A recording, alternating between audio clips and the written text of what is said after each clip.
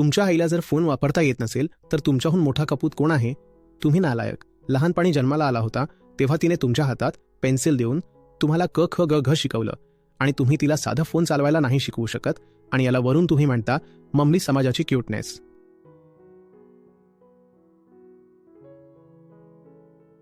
यावर रील्स चालतात की मुलगा आईला व्हिडिओ कॉल करतोय आणि आई कॅमेरा दुसऱ्या बाजूला करून बोलतीये कारण तिला माहितीच नाही की कॅमेरा आपल्याकडे कसा वळवायचा असतो आणि तिने आपल्याकडे कॅमेरा जरी केला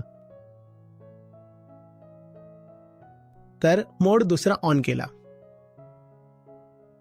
आणि यावर रील बनते, त्यावर कॉमेडी चालते. बघा आया तर किती क्यूट असतात. आई आई मी अमेरिकेला जाईन आई आणि नंतर तुला तिकडे बोलावून घेईन. पण कसं बोलावशील सांग बरं? व्हिसा इंटरव्ह्यू मध्ये इंग्रजीत बोलावं लागतं.